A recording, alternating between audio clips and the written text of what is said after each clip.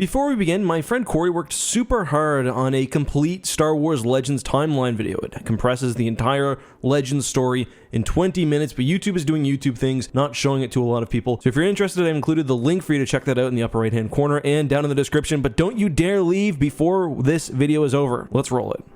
Hey guys, this is EckhartsLadder. Hello and welcome to another video. So with the Book of Boba Fett just weeks away, I thought now would be a good time to take a close look at Boba's mighty steed, his starship Slave 1. So today we'll examine how that ship works, what makes it tick, how good it is, and what you can expect to see it do in the Book of Boba Fett. So Slave 1 is a Firespray 31 class attack craft. It is of course the same ship his father used, and of course, it served him well throughout his bounty hunting career. Before you ask, no, we don't know what happened to Slave 1 while Boba Fett was taking a Sarlacc bath. Presumably, that's something we'll learn in the series. The new Essential Guide to Vehicles and Vessels has a ton of information about Slave 1. Now, technically, it is a Star Wars Legends source, but I haven't seen anything to suggest that Disney will be moving away from any of the established lore. In fact, even some of the lesser well-known elements have been preserved. For example, the fact that Jango Fett acquired the ship during a prison escape, and a prison escape is actually somewhere you'd expect to see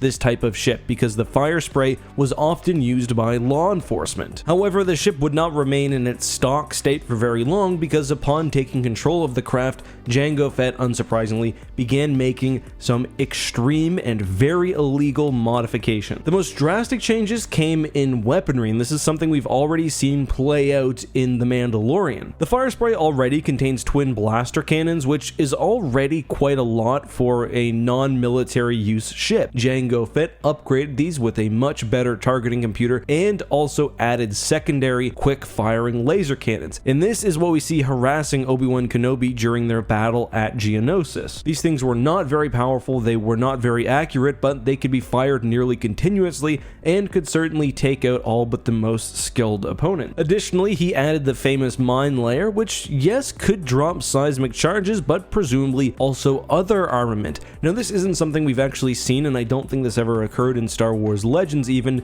but there's no reason that Boba Fett couldn't swap out the seismic charge with maybe an ion pulse weapon so he could disable ships and take their crew. Or he could even get creative and drop a smoke screen or some sort of sensor scrambler, whatever. Additionally, we also know that Slave 1 had a torpedo launcher, making it extraordinarily deadly in a dogfight. In fact, for its size, I would wager that Slave 1 is probably one of the most deadly starfighters in single combat. That being said, it does have a few obvious flaws. If you can get behind the ship, it offers a very big target profile. The engines are, well, quite wide. But I mean, if we start rating Star Wars ships on their target profile, well, it's not going to be a good day to be most pilots. Anyway, when it comes to dogfighting, the Starships of the Galaxy Guide also points out that extensive and very expensive engine modifications allowed the vessel to compete even with nimble snub fighters. Advanced onboard computer systems also made the already potent weapons even more dangerous. Let's actually stick to computer systems and move away from some of the purely offensive features of the vessel. Based on the cross-section for Slave 1, it seems like Jango Fett really went out of his way to add the most expensive heavy-duty version of any sensor and computer system he could find into the craft, which is one thing that actually makes Slave 1's pretty large size a bonus. Aside from heavy-duty shield generators like, say, the Millennium Falcon, the Slave 1 had, and I quote from the incredible cross-sections, stolen military sensor jamming and masking devices, enabling Slave 1 to disappear from most scanning systems. And this generally played well into Slave 1's appearance, although of course the vessel was famous because of its association with Boba Fett. There were certainly some people who would see it and assume that it was an unmodified fire spray, and we do know from the Saga Edition Starships of the Galaxy Guide that fire spray blueprints made their way out into the criminal underworld, so the ships were being built sometimes on the black market and were also being sold out of service. The jamming system and the fact that most of the improvements are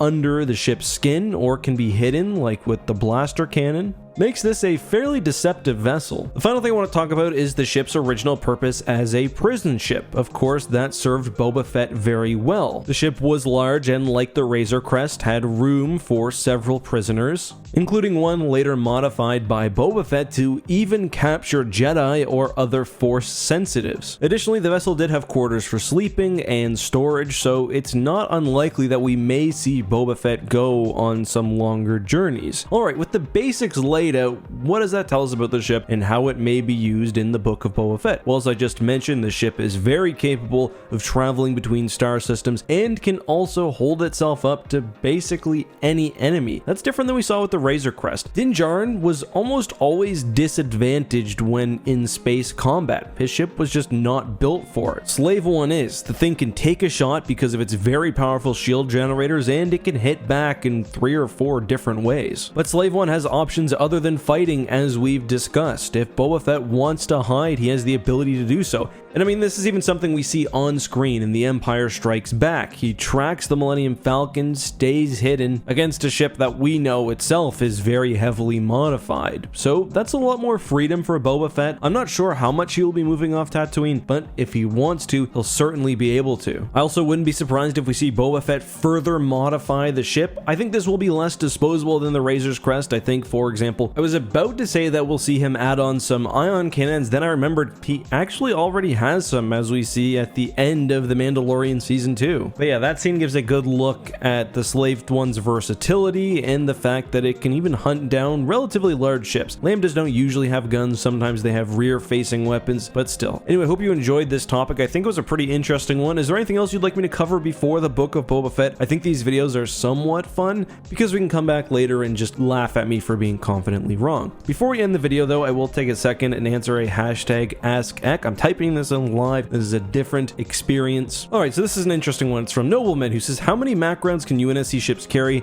and where are they stored? I actually had to look up the weight of a MAC round because I assumed because of its speed it wouldn't actually need to be that massive, and boy was I wrong. A standard MAC round apparently weighs 600 tons. That is crazy heavy. In that case, I would assume that a ship could only carry maybe a handful of them. Then maybe they had some lighter backups. Regarding where they would be in the ship, well, if you read the books, the limiting factor on how fast a MAC can fire is not the gun actually reloading, rather it's the energy being built up to fire another round. So multiple rounds must be stored in the launch tubes or near the launch tube. We don't actually get this exact information in the book. You can see, however, that the MAC tube runs through the various vessels depending on the ship class. On the Pillar of Autumn, for example, it seems to terminate like midway through the ship. Maybe the rounds are automatically loaded through there. I don't know, very interesting question though. I'm definitely a little surprised by the answer. I do think that's a little bit of a weird bit of lore. Maybe I'm just underestimating the scale of things in sci-fi. But guys, I hope you enjoyed this video. Until next time, please leave a like, please subscribe, please leave something nice in the comments, and until next time, be safe, have a good one, and may the Force be with you.